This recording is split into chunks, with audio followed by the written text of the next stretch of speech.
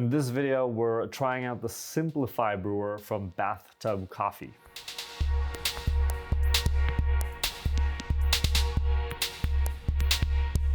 Welcome, my name is Patrick Rolfe and this is Coffee with April. For this video, we are testing out a new brewer, at least one that we haven't used here at April, called the Simplify brewer. It's coming out of a roastery in Japan called Bathtub Coffee. And it's kind of one brewer in the line of this kind of new, more easier way of brewing coffee, right? So there's a lot of brewers on the market at the moment that we can see that are really focusing on this kind of single pour, just convenience style of brewing, right? I think their tagline is even that coffee brewing shouldn't be complicated or something like that, right? Which, you know, there's a part of us that really appreciate the fact that both this brewer as well as the Mugen, which we decided to include here again as well, are kind of trying to make it easier for people to brew coffee at home, right? Not that we necessarily understand why a multiple pour structure should be so complicated, but it's something that is interesting and we're always kind of happy to test new stuff and also support the fact that we want more people to brew coffee at home, right? So that's one of the more interesting things here. Now, the brewer itself has a few features that are kind of interesting. The fact that it has a base that actually lifts it up from the cup or the server that you're using, which is kind of cool. That allows a lot of the steam from the coffee to kind of alleviate and actually escape the brewer, which is something that we believe here at April is important and a feature that we have at the April brewer as well. Now, one of the pitches with this brewer in particularly is that they're trying to create a structure, so a filter holder where the paper filter isn't touching the walls. So they're minimizing the amount of contact between the paper filter and the kind of walls as well in the brewer, which is then supposed to maximize flow rate. And it's also supposed to, as they say, extract more of the coffee, which is, you know, not necessarily true, as it's not always a link between the two, right? But interesting nonetheless. We have tried it and we think it's interesting, and we wanted for this video to actually try it side by side with the Mugen brewer. And there's a reason for this, because at the moment we're actually seeing that both of them are pitching a very similar brew style in terms of ratios, in terms of recipes, in terms of especially pouring technique. So basically doing everything in a single pour within 30 seconds, which is interesting. I think the biggest difference here is perhaps that the Simplify brewer is pitching that it's a single center pour the whole way, whereas I believe the Mugen brewer can still be a little bit flexible between a circle and a center pour. But what we want to do here is basically do a center pour in both of the brews, using our own ratio, using our own kind of grind size as well, which is one of the things that both of these brewers are pitching go very fine in grind size, which makes a lot of sense because, again, the reference, at least in the videos that we've seen, is a much darker coffee, so you would have to go quite fine. We're using a 12-gram dose grinded to 643 microns, which is a little bit finer than what we usually do, but still not very, very fine, right? But everything else we're going to try to kind of keep the same. The coffee that we're using is an SL28 natural processed from Volcan Azul and farmer Alejo in Costa Rica. It's a coffee that we had for quite some time, over many seasons, and it's just tasting really good. So we're kind of happy to try it. Now we're going to jump straight into the brewing. So step one, pre-wetting the filters, which we always do. I believe with the Simplify, they actually say that you don't have to if you don't want to. But I think we all know by now that pre-wetting the filter does have an impact, both in terms of kind of heating up the brewer, but also in terms of just getting out any excess paper flavors that we have.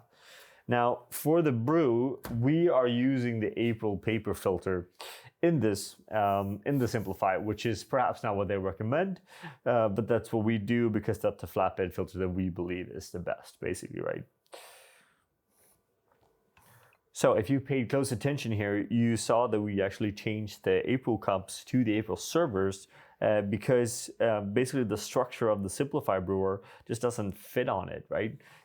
So you need something a lot more narrower, which is a little bit of a shame because we do prefer brewing directly into the cups that we're using. So 12 grams of coffee, both brewers, same coffee, same roast date. We're gonna actually do this basically at the same time.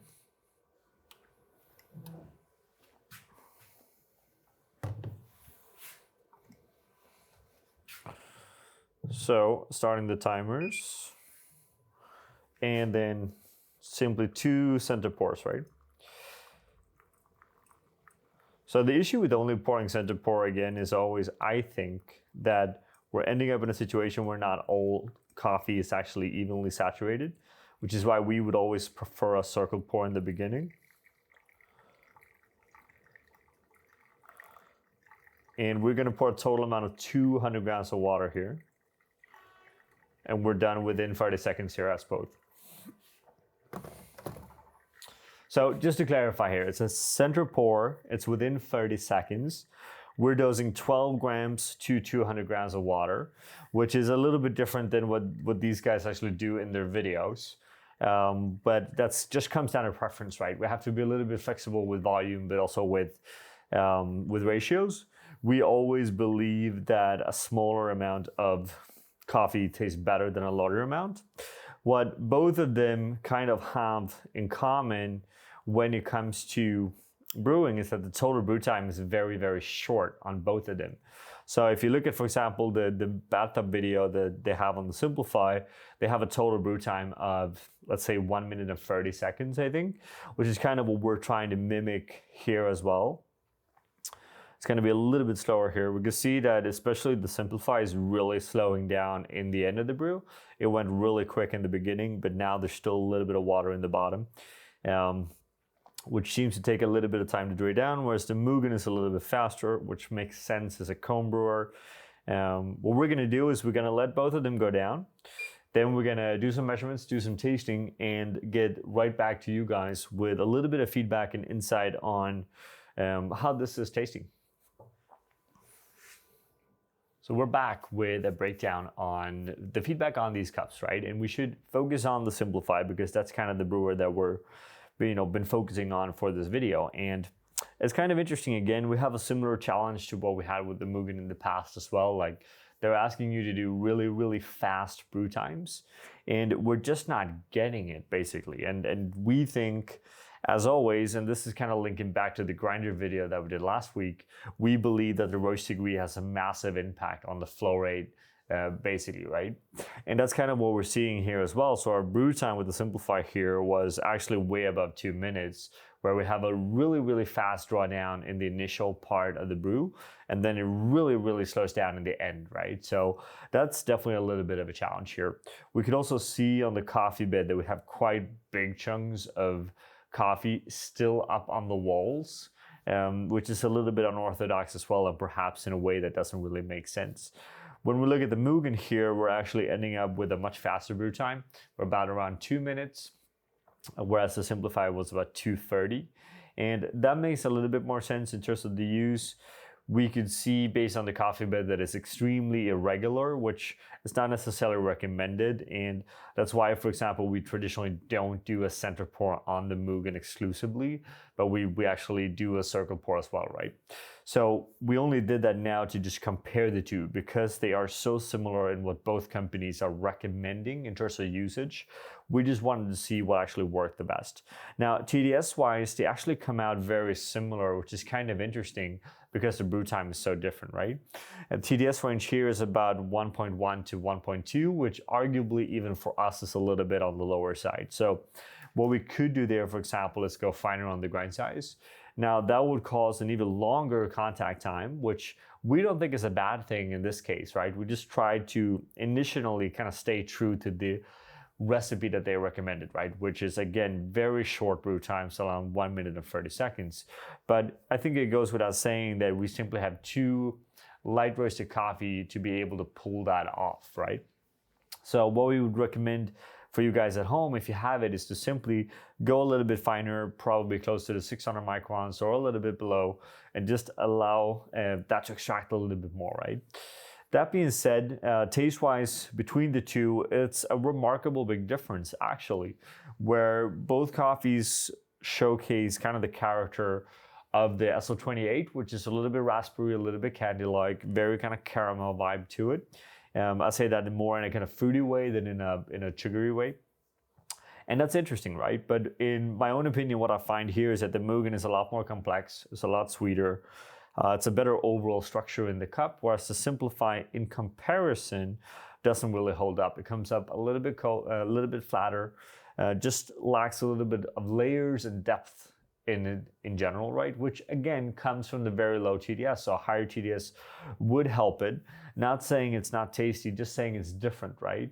And because they are basically pitching the same thing, we find it kind of interesting to compare the two, right? So yeah, the question here is, should we striving for, simpler way to brew coffee or faster ways to brew coffee? I think there's a part of the market where this makes a lot of sense for. I think there's still an idea that manual brewing takes a lot of time and you want to make it as quick as possible in the morning. Now, for us, which are more focusing on making really tasty coffee rather than necessarily making the coffee quicker, it's kind of a hard one to swallow, right? Again, we've said it before, we're not going to come up with a one-pour recipe for the April brewer anytime soon because we don't necessarily think it's the tastiest way to do it. We think there's a lot of value with just a few pours. I mean, we're up at 2 at April, which I think is still relatively easy to do, but even a 3 or a 4-pour structure makes a lot of sense. I think the most difficult thing to get my head around is this idea of a single pour all the way through, right? Or a single center pour all the way through, because it's just not covering the coffee evenly. It's a very visual thing. You can see that very clearly. Sure, if you move away from a gooseneck kettle and do something else where you can really pour a lot of water, then you can maybe saturate better. But I think we lack a little bit of the complexity, a little bit of what we're actually really enjoying in coffee, especially when you're brewing lighter cups of coffee like we do, a TDS of 1.25 to 1.3. You need those layers and complexity. You need the mouthfeel, you need the structure, you need everything to kind of fit together, which a straight kind of single pour, I don't really think that makes sense. I'm sure we can get tastier brews with the Simplify if we actually breaks up the pour. If we break up the pour and just extend that contact time a little bit longer in a slightly different way. Now, that being said, we love to hear your thoughts, your ideas on these two brewers. I know a lot of you have the Mugen. I'm sure some have the Simplify. In general, on any brewers as well, do you do these kind of one-pour structures? Do you like them? How do you think we should go about making them taste better, right? Because we're still kind of chasing that perfect cup with it. I still believe that a multi-pour structure works better in general. That being said, again, these brewers are not necessarily made for us here at April or myself. They're made for people that want quicker coffee that is tasty enough, which we respect and we think is interesting to kind of follow the development of these kind of brewers, and we'd love to hear your input on it as well. As always, we take a part of this conversation, we move it over to Patreon, so make sure to sign up if you haven't already. And with that, we want to thank you all for watching and wish you a great day. We want to give a special thank you to all of our Patreon supporters. It's because of you that we are able to continue to make these videos. And we want you all to feel free to always come with suggestions and ideas on the content that you want to see, because we are doing this for you and because of you. Thank you from all of us here at April.